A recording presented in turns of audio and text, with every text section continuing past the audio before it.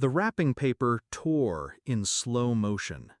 My father's fingers fumbled at the ribbon, his smug grin fixed in place. My mother leaned closer, eager to watch me crumble. My sister, clutching her shiny new house key like a crown jewel, barely hid her smirk. Inside the box lay a folder, a thin one, just a few sheets of paper bound with a clip. He pulled them out. He read the first line, and the color drained from his face. That was the moment I had been starving for. It started 20 minutes earlier, under twinkling lights and forced laughter. My parents always loved Christmas, because it wasn't about giving, it was about control. The rituals, the order, the spotlight fixed firmly on my sister. She opened the biggest gift first, a velvet box. Inside it, a golden key. "We bought her a house," my father announced proudly, chest swelling as if he'd built it with his bare hands. "You'll understand someday." The room erupted in congratulations. My sister squealed. My mother dabbed at fake tears. And me? I just sat there, nodding, my smile stitched in place like a mask. 9 years I'd been saving, scraping every paycheck, working 2 jobs while my sister bounced from one failed scheme to another, always rescued at the last second by their money. I never asked for help, never expected it. But hearing those words, "We bought her a house," wasn't just unfair. It was betrayal sharpened to a blade. I'd seen the signs long before that morning. Every holiday, she got the front seat of their affection. The extra allowance, the quiet bailouts when her debts piled high. The whispers of, "She just needs more support than you do." And me? I was praised for my independence, which, in their language meant, "You'll get nothing, but you won't complain." I told myself it didn't matter, that I'd build my own life with my own hands, until I saw the mortgage papers. I found them weeks before Christmas, buried in my mother's desk while helping her search for old receipts. Not addressed to her, not addressed to my father, addressed to my sister. Their names were the guarantors. The down payment came from their account. That was when I stopped pretending. I didn't scream. I didn't confront. I learned. I dug into their finances, my father's hidden accounts, my mother's emergency fund. Years of covering my sister's messes had left trails, debts, vulnerabilities, and then I made a choice.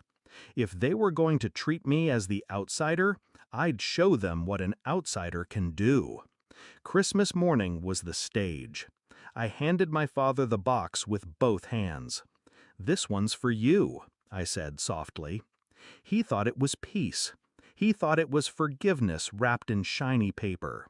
He thought I was still the obedient child swallowing injustice.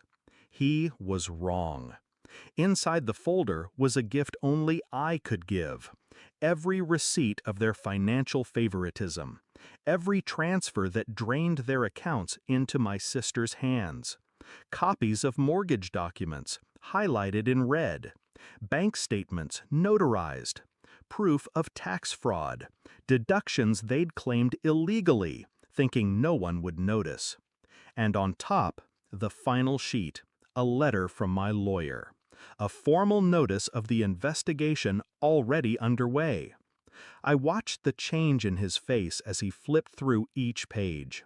The way his smile faltered, his lips tightened, his eyes darted to my mother, then to me. My mother reached for the papers, panic sharp in her voice. "What is this?" I leaned back in my chair, calm. "It's everything you thought I didn't see." My sister snatched the folder, skimmed the pages, then spat venom. "You're jealous! Pathetic!" I laughed. Quiet. Cold. "No. I'm prepared." The room turned heavy.